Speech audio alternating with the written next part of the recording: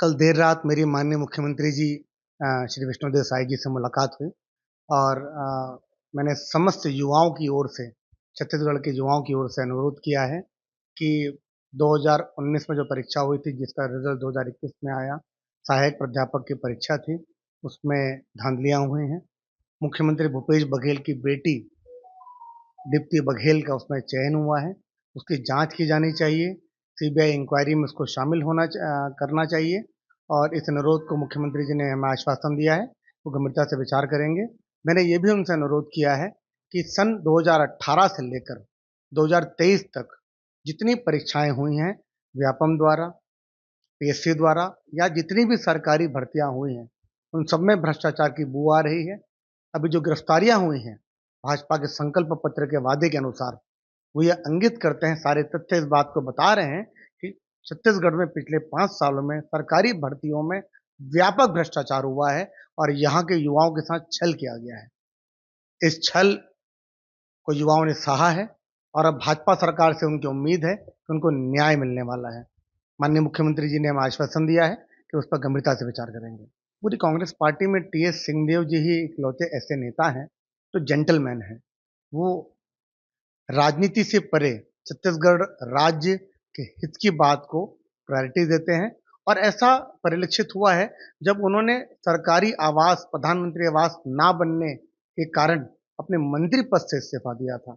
भारत के राजनीतिक इतिहास में पहली बार हुआ था जब किसी मंत्री ने अपने विभाग से इस्तीफा दिया था, अपनी सरकार से गुस्सा होकर, क्योंकि वादे के मुताबिक और केंद्र सरकार से अंशदान आने के बावजूद सरकारी आवास नहीं बनाए जा रहे थे। मुख्यमंत्री बघेल उसके लिए पैसा नहीं दे रहे थे। अगर उन्होंने ये कहा है कि पीएससी की जांच उनकी सरकार द्वारा ही की जानी चाहिए थी, तो इसमें अतिशयोक्ति नहीं है, कोई इसमें गलत बात नहीं है।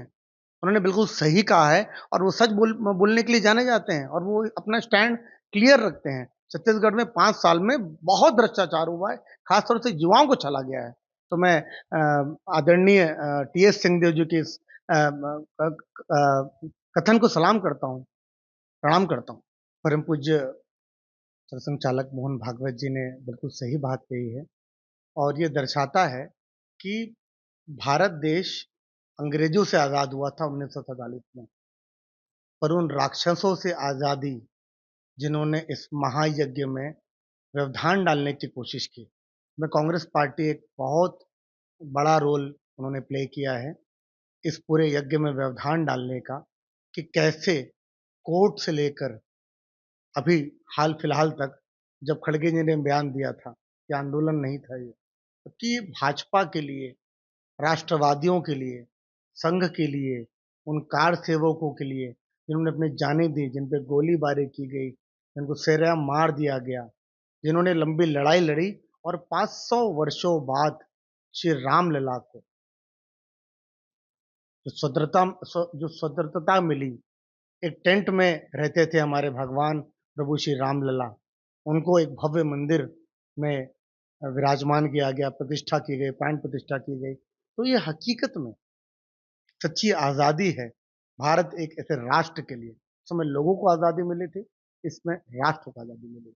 आपने बिल्कुल सही कहा, कांग्रेस पार्टी अपने अस्तित्व की लड़ाई लड़ रही है, पर किसी भी वादे को किए जाने के पहले उनको उस राज्य की बजट पे ज़रूर ध्यान देना चाहिए।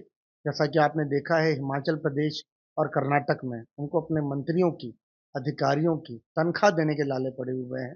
किसानों को उन्होंने जो वादा किया था, महिलाओं को जो वादा किया था, 5-6 महीनों से पूरे नहीं हो रहे हैं। कांग्रेस को मालूम है कि उसकी हार निश्चित है दिल्ली में, इसलिए उल-जलूल वादे किए जा रहे हैं।